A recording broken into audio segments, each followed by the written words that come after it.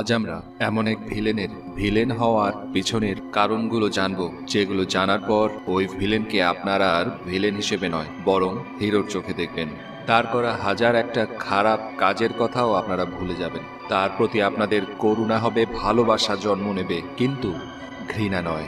এমন এক ভিলেন যাকে প্রথমে তো সকলেই ঘৃণা করত, কিন্তু 2019 সালে যখন আমরা তার অরিজিনের ব্যাপারে জানতে পারলাম, তখন আমরাও তার পেইনটাকে ফিল করতে পারলাম। হ্যাঁ বন্ধুরা, এই ভিলেন আর কেউ নয় বরং জোকার নিজেই। আজ আমরা জোকার মুভির স্টোরি লাইন জানবো, যা 2019 সালে রিলিজ পেয়েছিল। এটা ডার্ক নাইট, সুইসাইড স্কোয়াড এবং birds of pray prequel.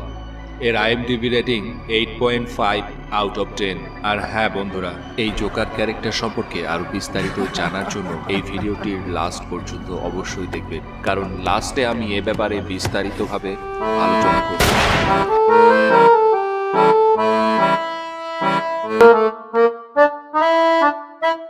Okay, that's it. তো চলুন শুরু করা যাক।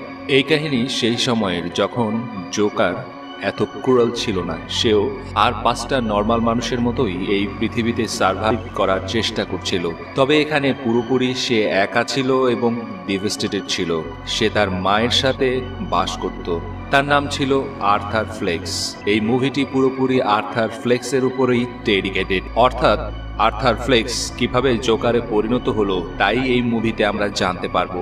আর্থার ফ্লেক্স এখানে প্রথম থেকেই অ্যাজ এ জোকার জীবিকা নির্বাহ করত, কেননা তার বডি স্ট্রাকচার একটু অন্যরকম ছিল। এখানে আর্থারকে আমরা দেখি যে নিজে জোকারের মেকআপ করছিল, যেখানে ব্যাকগ্রাউন্ডে টিভিতে নিউজ চলছিল, আর সেখানে ওই সময়ের খারাপ পরিস্থিতির উপর আলোচনা হচ্ছিল।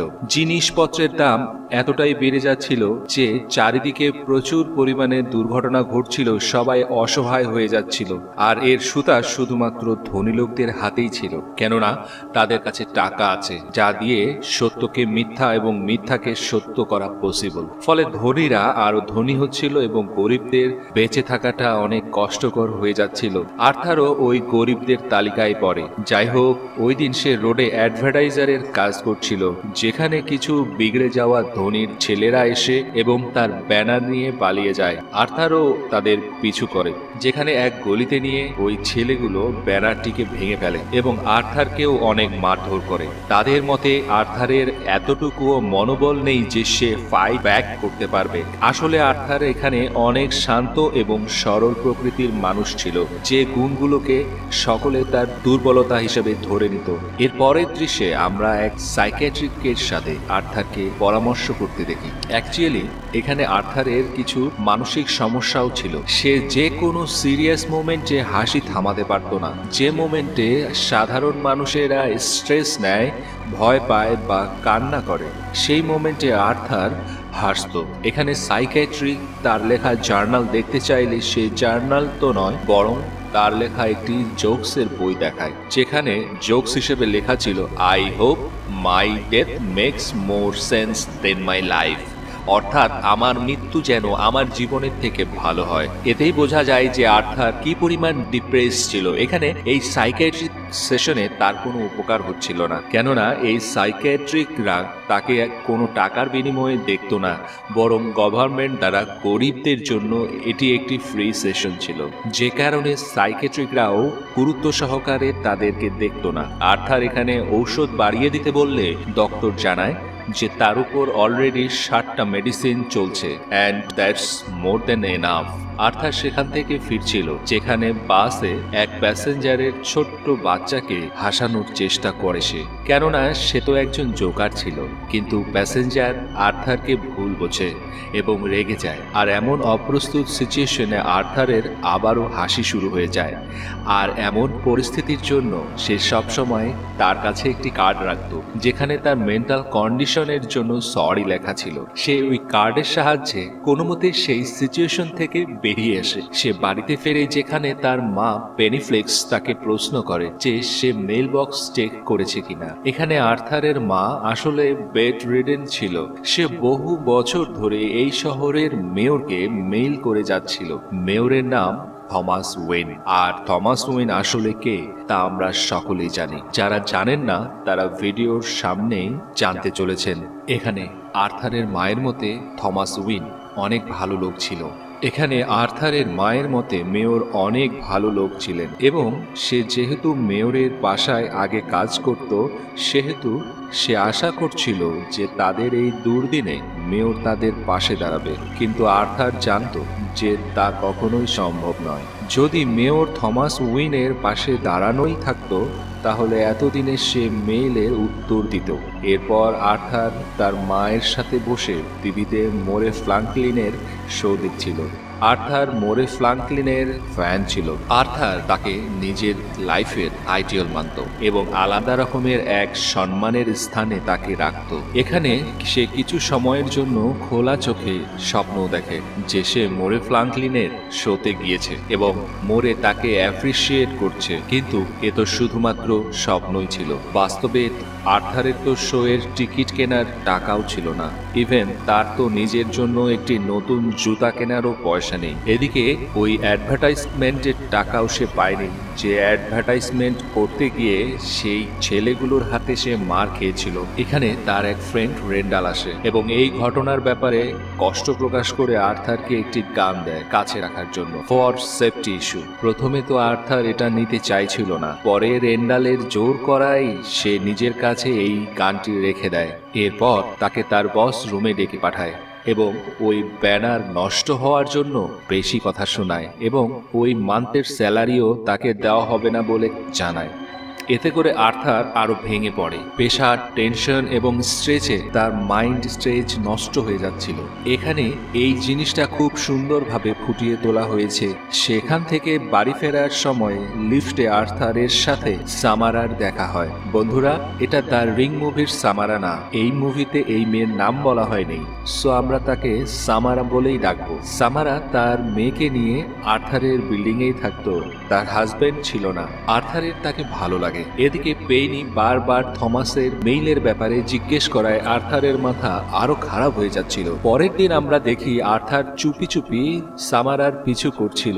সামারাও এই জিনিসটা লক্ষ্য করে এবং রাতে আর্থারকে এই বিষয় নিয়ে কনফার্ম করে। তবে এখানে আজব ব্যাপারটি হলো এতে করে সামারার রাগ করছিল না, বরং আর্থারের উপর ইমপ্রেস হয়েছিল। পরের দিন আর্থার এক শিশু হসপিটালে জোকার হয়ে বাচ্চাদের হাসানোর জন্য যায়, যেখানে নাচের সময় তার কাছে থাকা সেই বন্দুকটি সকলের সামনেই পড়ে যায় আর এ কারণে তাকে চাকরিচ্যুত করা হয়। এমনকি সে মিথ্যাও বলে যে এটা তার পার্ট অফ জোক ছিল। তার বস তার কোনো কথাই শুনতে চাইছিল না। উপর থেকে তার সেই ফ্রেন্ড যেটাকে জোর করে ওই বন্দুক দিয়েছিল অর্থাৎ রেন্ডাল তার বিপক্ষে সাক্ষী দেয়। এরপর মন ভাঙ্গা ডিভাস্টেটেড আর্থার বাড়ি ফিরছিল যখন সেই ট্রেনে তিনটি স্যুট পরা লোক একটি মেয়েকে ডিস্টার্ব করছিল।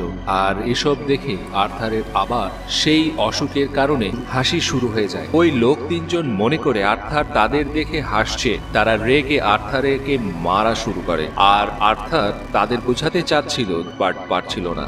অনেকটা মার খাওয়ার পর ফাইনালি আর্থার তার কাছে থাকা বন্দুক দিয়ে তিনজনকেই মেরে ফেলে। এখানে আর্থার কোনো না কোনো ভাবে নিজের জীবন বাঁচানোর জন্য ওই তিনটা খুন করেছিল। তবুও এই তিনটা খুন করার পর তার তো আফসোস হওয়ার কথা, কিন্তু আর্থারের তো কোনো আফসোসই হচ্ছিল না, বরং তার আরো খুব ভালো লাগছিল। সে অনেকটা রিলিফ ফিল করছিল। কিছু মানুষের রুল ব্যবহার একটা মানুষের মাইন্ড স্টেটকে যে কতটা বিপর্যস্ত করতে পারে এর থেকে ভালো প্রমাণ আর কোথাও নেই। আর এই ঘটনার মধ্য দিয়েই মৃত্যু হয় পুরনো নরম সরম আর্থারের আর জন্ম হয় জোকারের। সে অনেকটাই পাল্টে গিয়েছিল। এদিকে ট্রেনের ওই হত্যার ব্যাপারে চারিদিকে কথা হচ্ছিল, কেননা এটা একটি হাই প্রোফাইল কেস ছিল। এই তিনজন যাদেরকে আর্থার মেরেছিল তারা থমাসের কোম্পানিতে চাকরি করত, সো তাদেরকে মিডিয়াতে অনেক ভালো সৎ মানুষ হিসাবে পরিচয় করানো হচ্ছিল। অন্যদিকে জোকারকে অনেক খারাপ ক্রুল হত্যাকারী হিসাবে পরিচয় করানো হচ্ছিল। সিসিটিভি ফুটেজের কারণে তারা দেখেছিল যে ওটা জোকার ছিল, কিন্তু এই জোকার যে আসলে কে ছিল তা কেউই জানে না, একমাত্র আর্থার নিজে বাদে। এদিকে যেমনটা ধনী লোকেরা তাকে শত্রু হিসেবে ধরে নিয়েছিল, ঠিক তেমনি গরিব কিছু সংখ্যক লোকের কাছে সে আইডিয়ালে পরিণত হয়। তার সমর্থকরা জোকারের মেকআপ করে পুরো শহরটিতে ঘুরে বেড়াচ্ছিল। তাদের মতে জোকার একজন নেতার থেকে কোনো অংশে কম নয়, যে তাদেরকে এই খারাপ পরিস্থিতি থেকে বের করে আনতে পারে। এখানে সে আবারও সেই সাইকিয়াট্রিকের কাছে যায় এবং এক স্যাড নিউজ শোনে যে ওই সাইকিয়াট্রিক আর তাকে দেখতে পারবে না, কেননা সরকার তাদেরকে ফ্রি চেক আপের জন্য যে অর্থ দিত তা সরকার বন্ধ করে দিয়েছে। আর আর্থারের কাছে অতটা টাকাও ছিল না যে সে নিজের জন্য সাইকিয়াট্রিকের পে করতে পারবে।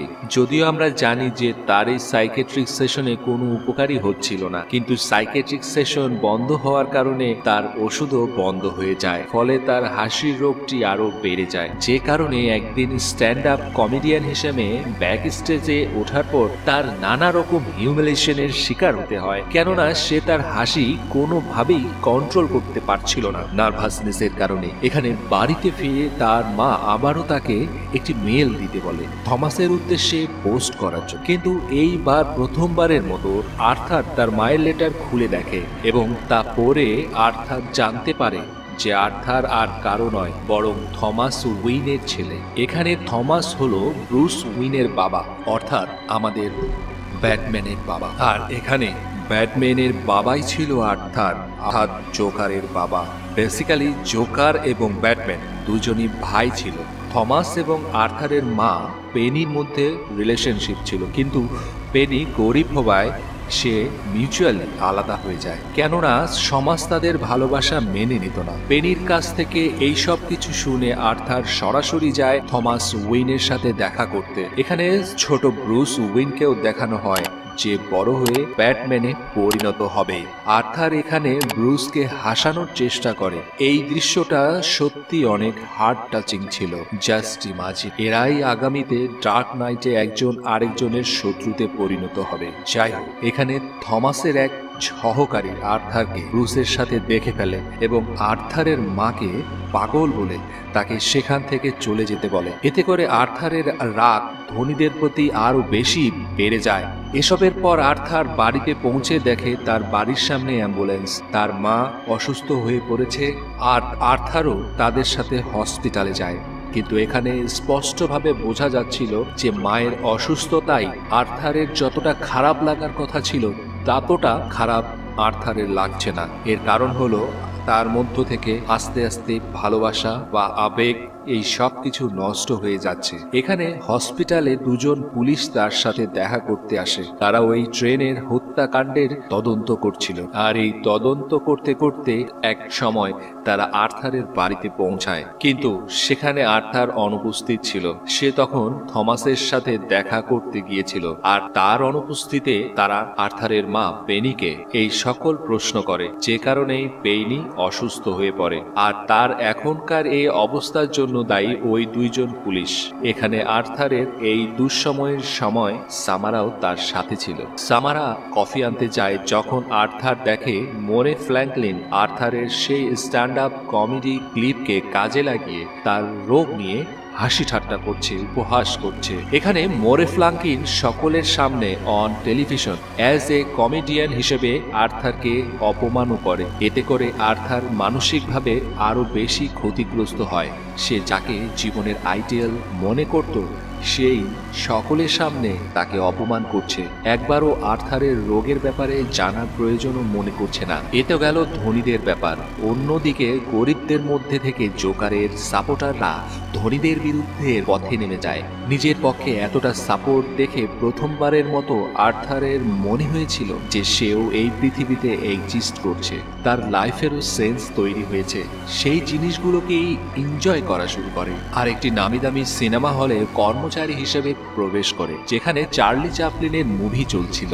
অর্থাৎ এখানে দেখানো হয়েছে যে কিভাবে গরিবেরা না খেতে পেয়ে মরছে আর ধনীরা টাকা উড়িয়ে লাক্সারিয়াস জীবন অতিবাহিত করছে। এখানে থমাস উইনও তার স্ত্রীর সাথে ছিল, আর আর্থার তার সাথে কথা বলার জন্যই ওই সিনেমা হলে প্রবেশ করেছিল। তাকে ফলো করে সে ওয়াশরুমে যায় এবং নিজের পিতা থমাসের সাথে কথা বলে, কিন্তু থমাস তাকে আরো একটি কঠিন সত্যের ব্যাপারে জানায়। তার মা অর্থাৎ পেনি ফ্লিক্স একসময় মেন্টাল হসপিটালে ছিল, আর তার ওই হসপিটালের ফাইল চুরি করে জানতে পারে যে পেনি ফ্লিক্সকে পাগল প্রমাণ করে নিজের লাইফ থেকে দূরে সরানোর জন্যই থমাস মিথ্যা কথা বলেছিল। সে তখন আর্থারকে ছেলে হিসেবে মেনে নিতে চায়নি, ফলে থমাস আর্থারকে নানাভাবে অ্যাবিউজও করত, আর এই কারণেই আর্থার শারীরিক এবং মানসিকভাবে দুর্বল ছিল। এবং একটা সময় এসে থমাস প্রমাণ করে দেয় যে পেনি আসলেই মেন্টালি সিক এবং সে আর্থারকে কোনো একটা অরফানেজ থেকে দত্তক নিয়েছে। আর পেনি সে যে আর্থারের উপর এই নির্যাতন করত, এখানেই আরো একটা সত্যের কথা আমরা জানতে পারি যে এতদিন ধরে যে সামারাকে আমরা দেখছিলাম যে সব সময় আর্থারের সাথে ছিল, তাকে সাপোর্ট করছিল, সে আসলে কোনো মানুষ নয়, বরং আর্থারের এক কল্পনা মাত্র। অর্থাৎ তার এই দুঃসময় তার পাশে কেউ ছিল না, নট ইভেন সামারা। ইভেন সামারার সাথে ওই লিফটে দেখা হওয়ার পর তার সাথে তো আর কোনো কথাই হয়নি, এবং তার সাথে ভালোবাসা তো সম্পূর্ণ দূরের একটি বিষয় রইল। পুরোপুরি একাকিত্বে ভরপুর ডিভাস্টেটেড আর্থার তার মাকে বালিশ চাপা দিয়ে মেরে ফেলে। এতে করে সে সম্পূর্ণরূপে বাঁধন মুক্ত হয়, অর্থাৎ তার আর কোনো পিছু টান থাকে না। এদিকে আর্থারের কাছে মোরে ফ্র্যাঙ্কলিনের শো থেকে ইনভাইটেশন আসে। আসলে এই শোতে আর্থারের হাসির যে ক্লিপ ইউজ করা হয়েছিল তা অনেকটাই নাম করেছিল।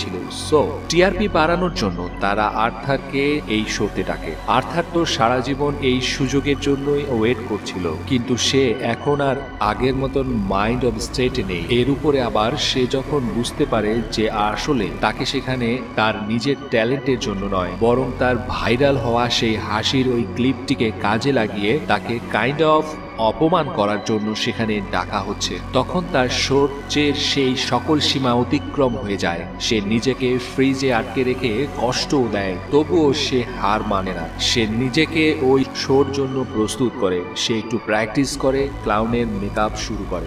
এমন সময় তার সাথে দেখা করতে রেন্ডাল এবং গ্যারি চলে আসে। না, এখানে তার বন্ধু রেন্ডাল তার মায়ের মৃত্যুতে তাকে সান্ত্বনা দিতে আসে, বরং ওই ট্রেনে তার করা ওই খুনের কথা বলতে আসে। কারণ ওই খুনে যে বন্দুক ইউজ করা হয়েছিল তা আসলে রেন্ডালের নামে ছিল।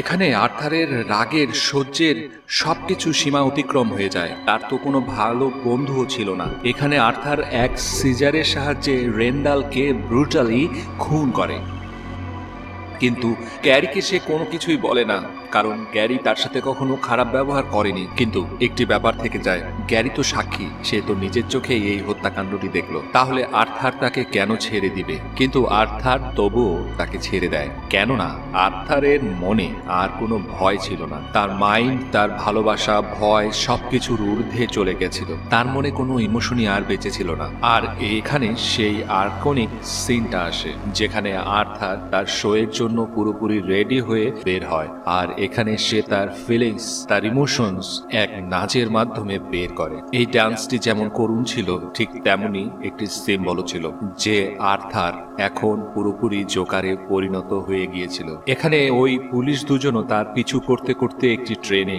উঠে যায়, আর এখানে জোকারের মাস্ক পরে জোকারের সমর্থকরা ট্রেনে চলাচল করছিল, যার মধ্যে থেকে ইজিলি আর্থার পালিয়ে যায় এবং এক ইনোসেন্টকে মারার দায়ে পুলিশকে গণমাইর দেওয়া হয়। এদিকে শোয়ের আগে আর্থার মোরেকে রিকোয়েস্ট করে যে তাকে যেন পাবলিকের সামনে অ্যাজ এ জোকার হিসেবে ইন্ট্রোডিউস করা হয়, নট এজ আর্থার। এরপর শো শুরু হয় এবং জোকারের ফার্স্ট ইমপ্রেশন জাস্ট ওয়াও ছিল। সে প্রবেশ করেই উল্টো পাল্টা কাজ শুরু করে। এখানে মোরের তাকে জোকস বলার জন্য বললে সে তার বই বের করে এবং অ্যাজ এ জোক সকলের সামনে অন টেলিভিশন সে স্বীকার করে যে ট্রেনের ওই 3টা খুন সে নিজেই করেছিল। এবং সে আরো বলে যে তার হারানোর মতন এখন আর কিছুই নেই, তাকে আর কিছুই কষ্ট দিতে পারবে না। সে এখানে গরিব এবং ধনীদের বৈষম্যের কথাও তুলে ধরে এবং সকলের সামনে মোরের ফ্রাঙ্কলিনের মাথায় গুলি করে এবং খুন করে মানুষের মধ্যে ভয় দেখিয়ে সে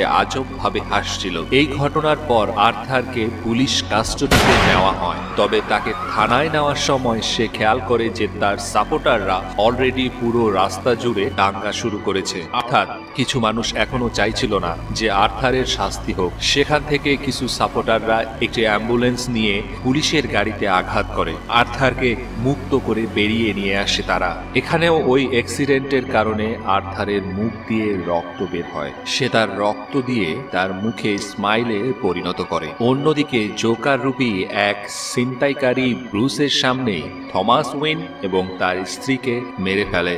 ব্রুস ওয়েন অর্থাৎ ব্যাটম্যান এখানেই অনাথ হয়ে যায়। এদিকে আর্থারকে অ্যাজ এ হিরো সকলে সম্মান করা শুরু করে। প্রথমবারের মতো সে নিজের জীবনের মানে খুঁজে পেয়েছিল। একটা মানুষকে এতটাও কষ্ট দেওয়া উচিত না যে সম্পূর্ণভাবে পাল্টে যায়, যেমনটা সহজ সরল আর্থারকে পাল্টে দিয়েছিল জোকারে। পরের দৃশ্যে আমরা দেখতে পাই এই সব কাহিনী আর্থার মেন্টাল অ্যাসাইলামের এক ডক্টরকে বলছিল, যেখানে ওই ডক্টর জোক শুনতে চাইলে আর্থার তাকে মেরে জোক বানিয়ে দেয় এবং রক্ত পায়ে অ্যাসাইলাম থেকে বেরিয়ে আসে। অর্থাৎ এখন থেকে আর্থারের জন্য মৃত্যুই একটা জোক। ব্যাস, এখানেই মুভি শেষ হয়ে যায়।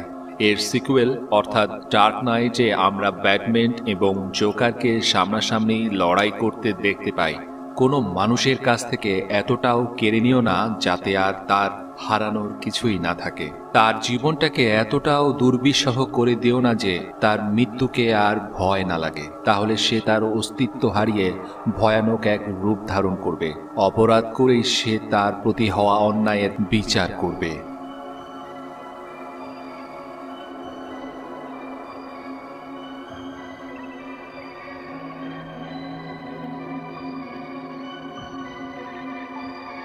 প্রিয় দর্শক, আমাদের নতুন ইউটিউব চ্যানেল রেসিপি বাই সৃষ্টি মজার মজার সুস্বাদু সকল ঘরোয়া পরিবেশের রান্নার রেসিপি পাওয়ার জন্য ঘুরে আসতে পারেন রেসিপি বাই সৃষ্টি এই ইউটিউব চ্যানেলটিতে। রকমারি রান্নার রকমারি স্বাদের বিভিন্ন রেসিপি পাওয়ার জন্য ইউটিউব চ্যানেলটির সকল পরিবারের সদস্যদের অর্থাৎ যারা যারা আমাদের ভিডিও নিয়মিত দেখেন তাদের কাছে বিনীত অনুরোধ রইল এই চ্যানেলটিকেও আপনারা সাবস্ক্রাইব করুন এবং মজার মজার সকল রেসিপি দেখুন। রেসিপি বাই সৃষ্টিকে সাবস্ক্রাইব করুন, নিয়মিত ভিডিও দেখুন, আমাদের সঙ্গেই থাকুন।